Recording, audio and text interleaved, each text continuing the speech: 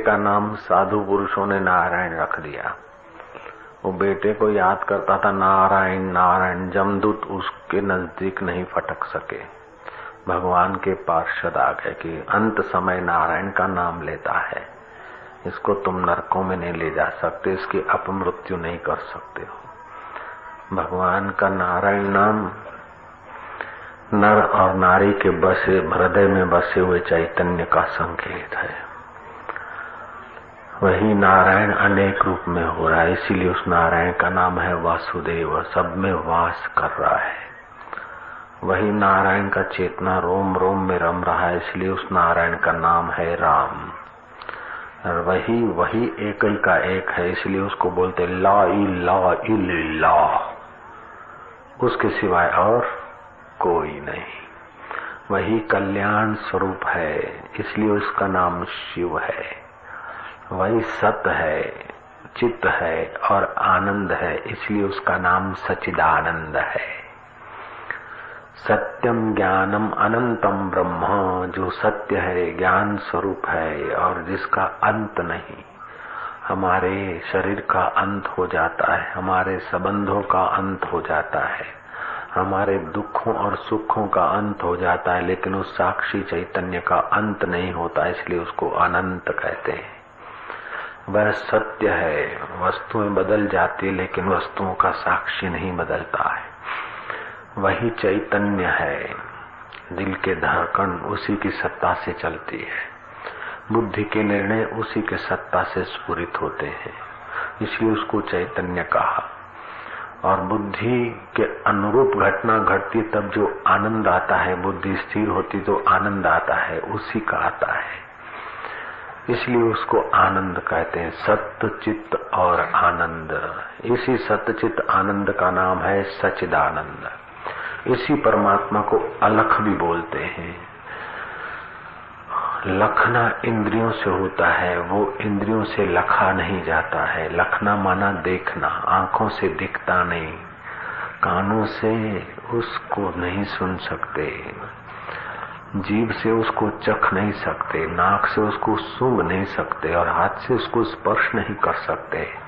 ये तुम्हारी 5 इंद्रियां संसार का ज्ञान कराएगी, लेकिन ये ज्ञान जहाँ से लाती है उसको ये नहीं पकड़ सकती है, इसलिए उसी परमात्मा का नाम है अलख। और उसी परमात्मा का नाम है निरंजन। अंजन माना इंद्रियां, इंद्रियों के पकड़ में न आए, इसीलिए उसको बोलते हैं निरंजन, अलख निरंजन। जो इंद्रियों से लखा न जाए, इंद्रिय रूपी अंजन जा पहुंच नहीं, वह परमात्मा का नाम है निरंजन। उसी चैतन्य का नाम है भगवान, भगवान महावीर। घर में नाम था वर्धमान, कोई बंदूक लेकर युद्ध करने थोड़े गए थे कि महावीर बना दिया। नहीं, बंदूक लेकर युद्ध करें वो तो वीर हैं, लेकिन विकारों को जो समेट के अपने भगवान में आराम कर ले उनको महावीर भगवान बोलते। भगवान का मतलब है भगवानो, 4 शब्द हैं, जिसकी सत्ता से भरण पोषण होता है। इस हाड़ मास के शरीर का भरण पोषण करने की जो योग्यता और सामर्थ्य है वो भगवान शब्द के भकार का वाचक है। ग माना गमना, आगमन, आना जाना, उसका जो सामर्थ्य स्फुरित होता है वो भगवान शब्द के गकार का वाचक है। व माना वाणी, वैखरी, मध्यमा, पश्चंती और परा, 4 प्रकार की वाणी होती है। उस 4 प्रकार की वाणी को जो स्फुरना देता है, चेतना देता है, वो भगवान शब्द के वकार का वाचक है। ये सब नहीं करने के बाद भी ये सब न हो जाए, संबंध टूट जाएंगे मरते समय, शरीर रह जाएगा यहीं का यहीं, शरीर मिट्टी में मिल जाएगा, संबंध यहीं कल्पना में खो जाएंगे, उसके बाद भी जो तुम्हारा साथ नहीं छोड़ता है, ये भगवान शब्द के आखिरी शब्द का नेति नेति का वाचक है। नेति नेति, ये नहीं होने के बाद भी जो रहता है उसका नाम है भगवान। भगवान, बोले भगवान का भजन करो। तो गए मंदिर में, तो भगवान की मूर्ति के आगे खड़े हुए। भगवान का भजन माना जिसकी सत्ता से भरण होता है, जिसकी सत्ता से गमनागमन होता है, जिसकी सत्ता से वाणी स्फुरित होती है और जिसकी सत्ता त्रिकाला अबाधित रहती है। भूत भविष्य वर्तमान बीत जाता है, फिर भी जो नहीं बीतता, ज्यों का त्यों हमारे पास हमारे साथ रहता है। अरे मृत्यु भी जिसको नहीं हटा सकती, नेति नेति करने के बाद भी जो नेति नहीं होता है, वो भगवान शब्द के नकार वाचक है। भगवान, बोले भगवान को जो जानता है अथवा भगवान में जो जिसका मन बुद्धि स्थिति पाता है, उसको इस देश के बुद्धिमान लोगों ने भगवान कहा। जैसे भगवान शंकराचार्य, भगवान तो एक है, फिर इतने भगवान कैसे? सनातन धर्म कहता है कि भगवान एक है, और वही सनातन धर्म कहता है कि भगवान शंकराचार्य, भगवान विष्णु, भगवान राम, भगवान महावीर, भगवान पतंजलि, माता में भगवान है, गुरु भगवान। तो एक भगवान होते हुए जो धर्म कहता है कि एक ही भगवान है, वही धर्म कहता है कि भगवान शिव, भगवान विष्णु, भगवान राम। तो एक बार तो कहते हैं एक भगवान है, फिर इतने भगवान के नाम क्यों लेते हैं? तो भगवान एक है। जहाँ प्रकट हुआ वो भगवान के विशेष रूपों की याद दिलाकर और लोगों को भी उत्साह हो जाए कि तुम्हारे हृदय के छुपे हुए भगवान को भी तुम प्रगटा सकते हो। तुलसीदास जी ने इसी भगवत भाव को अपनी भाषा में व्यक्त किया कि हरि व्यापक सर्वत्र समाना, प्रेम ते प्रगट हुई में जाना। परमात्मा तो सर्वत्र समान रूप से व्याप रहा है, लेकिन प्रेम से वो प्रकट होता है। जैसे लकड़ी में आग छुपी है और बिजली के खंभों में लाइट छुपी है, फिर भी बिजली के खंभों वाली लाइट तब तक काम नहीं आती जब तक उसके द्वारा कनेक्शन लेकर फ्यूज बांधकर अपने इंस्ट्रूमेंट जॉइंट नहीं करते, तब तक बिजली के खंभों की लाइट आंखों से दिखती नहीं है। वही लाइट जब फिटिंग के कनेक्शन से जुड़ती है तो कहीं वो ट्यूबलाइट होकर चमकती है, तो कहीं गोला होकर प्रकाश देती है, कहीं फ्रीज होकर शीतलता बरसाती है, तो कहीं प्रेस होकर कपड़े ठीक कर देती, चमका देती है, तो कहीं महाराज हीटर होकर पानी गर्म कर, तो कहीं सिगड़ी होकर चाय बनाती है, तो कहीं माइक होकर बाबा जी की चाकरी में हाजिर हो जाती है। जयराम जी बोलना पड़ेगा। खंभों में देखोगे ये लाइट है बोलते लाइट है, तो दिखेगा क्या लाइट है? जाके चखो चाटो तो पता नहीं, लेकिन उसके कार्यों से उसकी लाइट की चेतना का स्वीकार करना पड़ता है, लाइट के प्रभाव का। ऐसे ही भगवान इन इंद्रियों से नहीं दिखता, फिर भी ये हाड़ मांस के शरीर चल रहे हैं, बोल रहे हैं, सोच रहे हैं, अदल बदल कर रहे हैं, खट्टा खारा का अनुभव कर रहे हैं।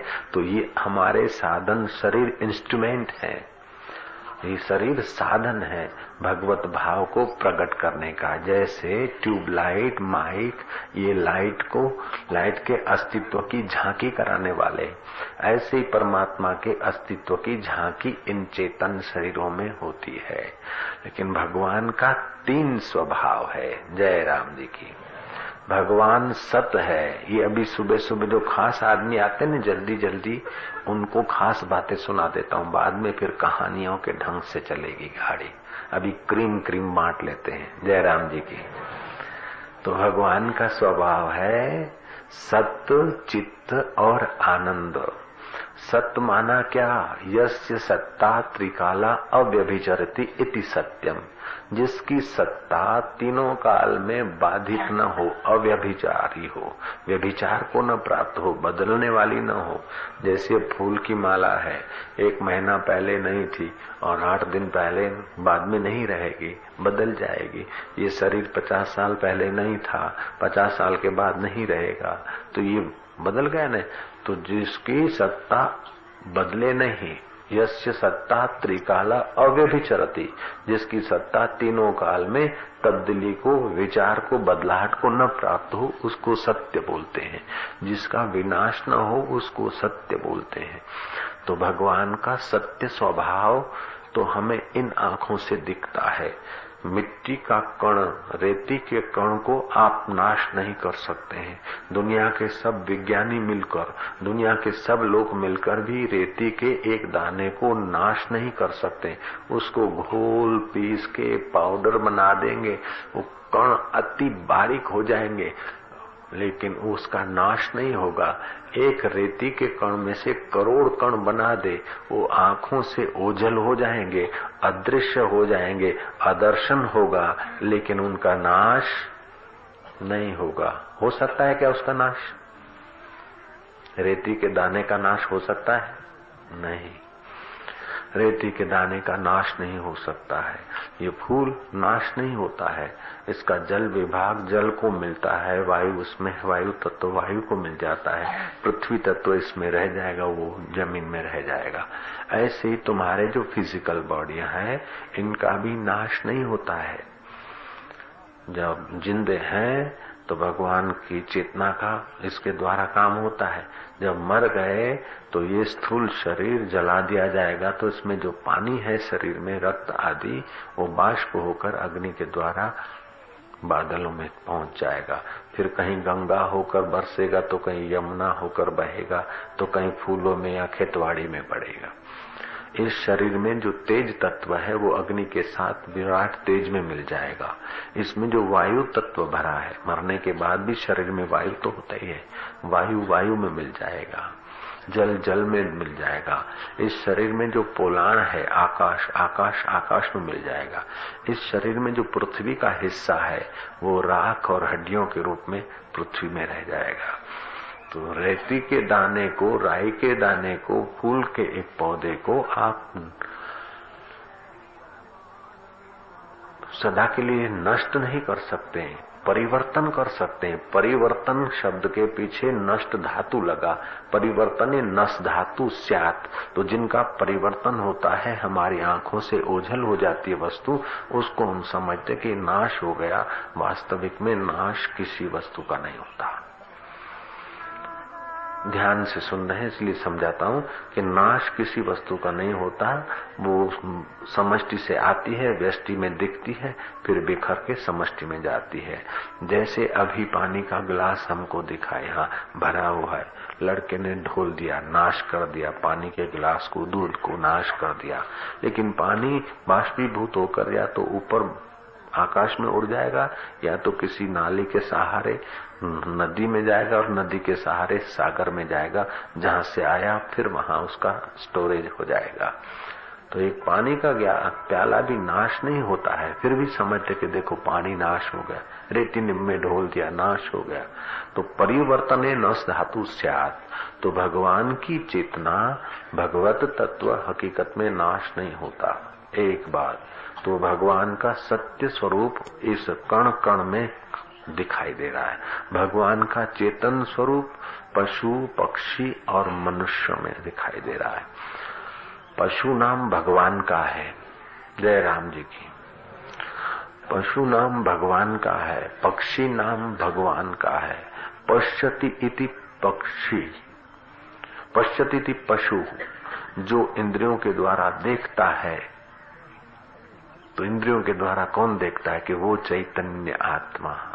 तो भगवत चेतना से ही उन प्राणियों का नाम पशु रखा गया। पक्षी, भगवान सज्जनों का पक्ष लेते हैं और दुर्जनों को दंड देकर उनका कल्याण करते। तो सज्जनों का पक्ष लेते हैं, इसलिए भगवान का एक नाम पक्षी है। तो उसी चैतन्य के सहारे इन पांख वाले प्राणियों का नाम पक्षी रखा गया। तुम जब पक्षी बोलते हो तो तुम्हारे चित्त में अगर ज्ञान है तो पक्षी बोलने से तुम भगवान का नाम ले रहे हो। तुम पशु बोलते हो और भगवान भाव का ज्ञान है तो पशु बोलने से पश्यति पशु, जो देखता है। तो देखता कौन है? आंखों के द्वारा कौन देखता है? वही तो देख रहा है। इसलिए उस चैतन्य का नाम चार पैर वालों के ऊपर धर दिया ताकि उसी का चिंतन हो जाए। पशु